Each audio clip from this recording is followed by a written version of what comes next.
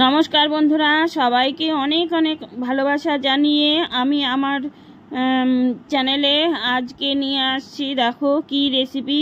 আজকে একটা দুর্দান্ত স্বাদের রেসিপি করব।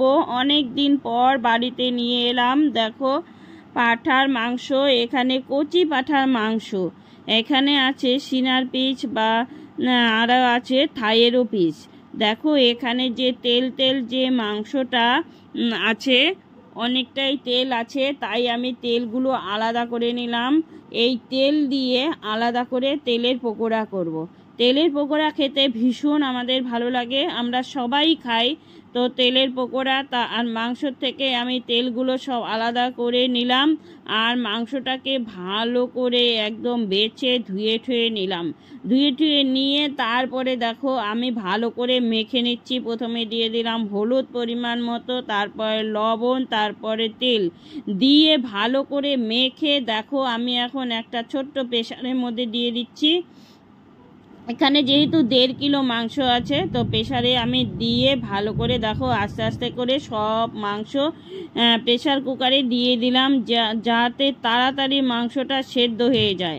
এখন দেখো প্রেসারে দেওয়া হয়ে গেছে। অল্প জল দিয়ে প্রেসারটা বন্ধ করে বসিয়ে দিলাম। এখানে 1 সিটি পড়ছে। দেখো এখানে এই প্রেসারটাতে 5টা সিটি পড়বে। হ্যাঁ, তো 5টা যখন সিটি পড়লো তখন আমরা প্রেসারটাকে নামিয়ে দিলাম। নামিয়ে দিয়ে কড়াই বসিয়ে দিলাম। কড়াইতে প্রথমে পাঁঠার মাংস করার জন্য এই যে আলু, একটা আলুকে 2 পিস করে নেওয়া হয়ে গেছে। সেই আলুগুলো এখন তেল বসিয়ে দিয়ে তেল গরম হয়ে গেছে, আলুগুলো দিয়ে দিলাম। আলুগুলো এখন ভেজে নিচ্ছি। তার মধ্যে আমি দেখিয়ে দিলাম পেঁয়াজ কুচি, রসুন আর গোটা রসুন একটা দিয়ে দিচ্ছি। আর দেখো এই তেলগুলো যে এই যে ছোট ছোট করে পিস পিস করে নিয়েছি, সেই তেলটা এখন আমি ভালো করে মেখে নেব। প্রথমে দিয়ে দিলাম লবণ, এই দেখো, তারপর দিয়ে দিলাম লবণ দেওয়ার পর দিয়ে দিলাম পেঁয়াজ কুচি আর কাঁচা লঙ্কা কুচি।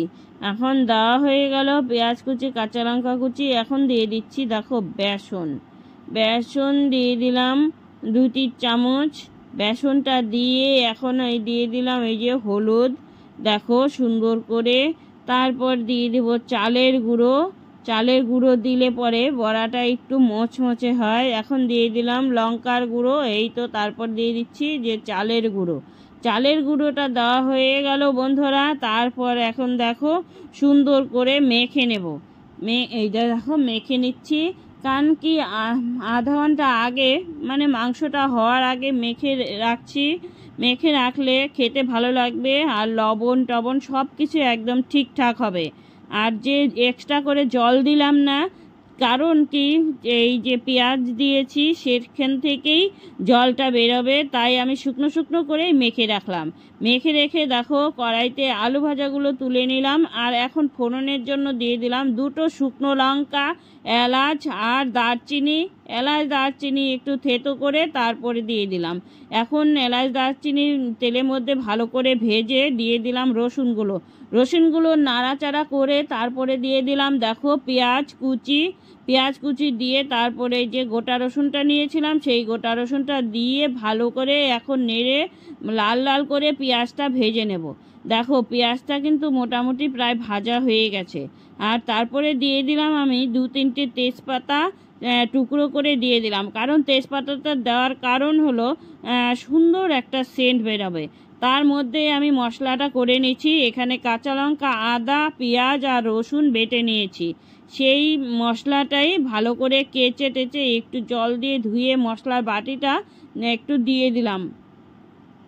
এখন দিয়ে দিলাম দেখো হলুদটা দেওয়ার পরে অল্প লবণও দিয়ে দিলাম, কারণ যেহেতু মাংসের মধ্যে লবণ দেওয়া ছিল তাই আমি অল্প করে লবণ দিলাম। লবণটা দেওয়ার পর 1 চামচ মতো আমি মিট মশলা দিয়ে দিলাম। দেখো মিট মশলাটা দেওয়ার পর ভালো করে আমি নেড়ে চেড়ে একদম সুন্দর করে কষিয়ে নিলাম মশলাটা কষানোর পর যে মাটনটা আমি সেদ্ধ করেছি সেই জলটা দিয়েই মশলাটা আমি ভালো করে কষিয়ে নিচ্ছি। দেখো আরেকবার একটু জলটা দিয়ে কষিয়ে নিলাম। কষিয়ে নেওয়ার পরে এই মাটনটা ঢেলে দিলাম। মাটনটা কিন্তু অনেকটাই ভালো সেদ্ধ হয়ে গেছে। দেখো এইভাবে করে তোমরা কে কে রান্না করো বন্ধুরা, কমেন্টে অবশ্যই বলবে। তাড়াতাড়ি এই পাঁঠার মাংস রান্না করার প্রসেস তো তাড়াতাড়ি করে সেদ্ধ হয় বলেই এইভাবে করে করে নিলাম। কারণ কি অনেক সময় লাগে নেলে পাঁঠার মাংস সেদ্ধ হতে, হ্যাঁ, কড়াইতে করলে। আর দেখো এইভাবে করে করে তারপরে পাঁঠার মাংসটা দিলে তাড়াতাড়ি সেদ্ধ হয়, তো আর সুসিদ্ধ হয়, সবাই খেতে পারে। যাদের দাঁত নাই তারাও ভালো করে খেতে পারে সুন্দর করে পাঁঠার মাংস। পাঁঠার মাংস তো সবারই খেতে ইচ্ছা করে না, ছোট থেকে বড় সবারই প্রিয়, সবারই পাঁঠার মাংস খাওয়ার ভীষণ ইচ্ছে হয়। দেখো এখন দেওয়ার পর আর অল্প অল্প করে ভালো করে কষিয়ে নিচ্ছি, ভাজা ভাজা করে, একদম সুন্দর ভাজা ভাজা করে কষিয়ে নেওয়া হচ্ছে। আর দেখো সুন্দর করে এখন কিন্তু একদম ভালো করে নেড়ে চেড়ে কড়াইয়ের মধ্যে তেল দিয়ে ভালো করে ভাজা ভাজা করা হচ্ছে। তো তোমরা কে কে খেতে পছন্দ করো বন্ধুরা এরকম পাঁঠার মাংসের রেসিপি? দেখো আমরা কিন্তু খেতে সবাই পছন্দ করি। কে কে পছন্দ করো পাঁঠার মাংস তাহলে অবশ্যই কমেন্ট করে বলবে। তাহলে ভালো লাগলে একটা লাইক করে দেবে, লাইক কমেন্ট শেয়ার করে দেবে। দেখো এখন কষানোটা উঠাচ্ছি, কারণ কি আমার ছেলেকে দিয়ে টেস্ট করাবো। আমার ছেলে মাংস খেতে খুব ভালোবাসে, তাই একটু মানে ওকে কষানোটা উঠিয়ে দিলাম। তারপর দেখো আরও ভাজা ভাজা করে, মানে মাংসটা কিন্তু অনেক সুন্দর কিন্তু তেলের মধ্যেই ভাজা হয়েছে। তো কষানোটা এত সুন্দর করে হয়েছে। তারপরে দেখো গরম জল করে রেখেছিলাম, জল গরম করে রাখার পর এই গরম জলটা দিয়ে দিলাম 1 বাটির মতো। 1 বাটি দেখো গরম জল দেওয়ার পর ভালো করে নেড়ে চেড়ে নিচ্ছি। এখন জলটা দিয়ে তারপর অল্প সেদ্ধ করার পর আবার অল্প জল দিয়ে দেওয়া হলো। তারপর দেখো আলুগুলো, ভেজে রাখা আলু একদম সুন্দর করে কড়াইয়ের মধ্যে দিয়ে তারপর 4 সাইডে ভালো করে নেড়ে দিচ্ছি যাতে লেগে না যায়। একটু পর পর ভালো করে নাড়াচাড়া দিয়ে দিচ্ছি, কারণ এটাও ভালো করে বেশিক্ষণ ফোটাতে হবে।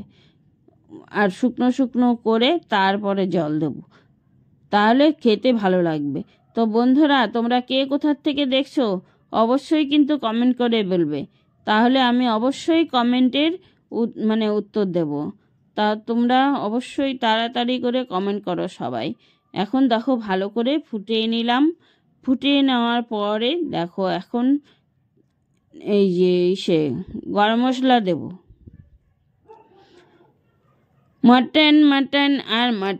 মটন খেতে কার না ভালো লাগে, তোমার আমার সবার খেতে পছন্দ হয় মটন।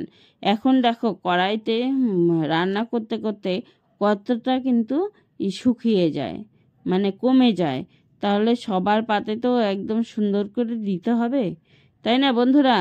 তাই অল্প অল্প করে নাড়াচাড়া করে রান্না করে নিচ্ছি। এখন রান্নাটা হয়ে গেছে, গরম মশলা দেওয়ার পর এই যে সুন্দর করে ঢেলে নেওয়া হচ্ছে।